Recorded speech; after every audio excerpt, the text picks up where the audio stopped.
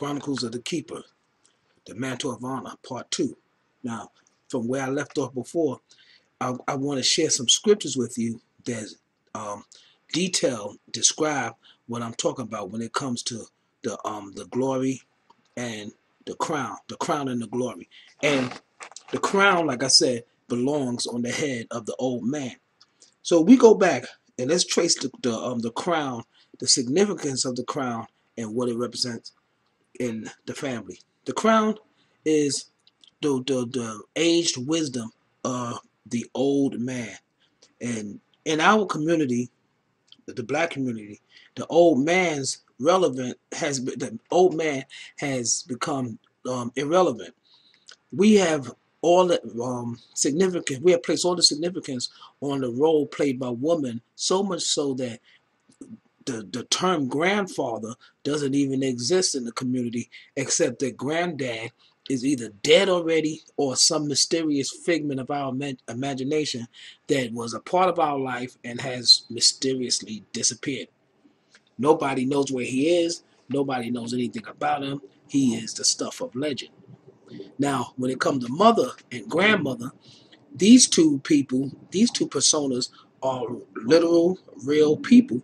Somebody that we can touch, we can talk to, we can identify with. So we have become a matriarchal society in the sense that only the maternal side of the family is recognized. Okay, even if there are men, we are associated, identified with our women, and so even the accomplishments of the men, the the DNA strands that give us detail about our existence, that identify us, is lost. The only thing that matters is who gives us to eat, and that's the woman. Basically, the woman who uses chicanery to get food supplies. In other words, she dates different men, breeds children, and then goes to the government for resources. Now, bearing that in mind, if the woman is able to get provisions outside of the man, then the man becomes useless and irrelevant to her. So that's why the family is the way it is. Black families are matriarchal because the women have all the power. And when the man stands firm and tries to establish himself, the government helps the woman to evict him by labeling him abuser, controlling, domestic violence, and things of that nature. She gets an order of protection and banishes the man from the family, and then complains that the man has ran off and won't do anything for her when he becomes a survivor and she is established as a queen in her domicile.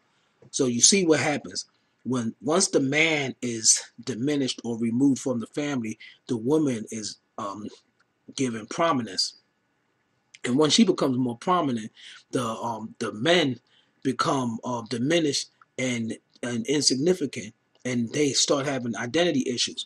You'll notice that the women don't have identity issues because they start to assume the identities of the males.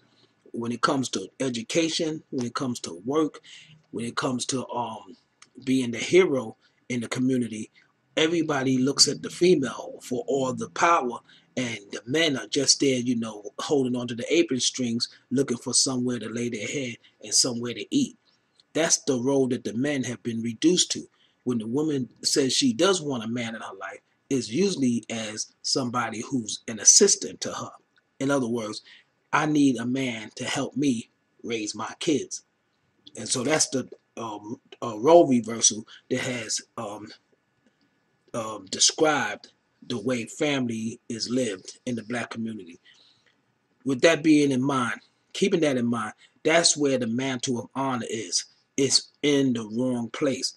The woman is not supposed to have the mantle of honor. The mantle of honor belongs to the man. That's why symbolically, when you see the young men walking around with their pants falling down, that's because they have no honor. They have no glory, and this is what I call shame's anatomy. When you walking around exposing the private parts of your body and you don't feel any anything bad about that. It's because your honor has been stripped from you and your glory has departed. This is also called the generation of Ichabod, which is the first book of Samuel, chapter 2 and 31.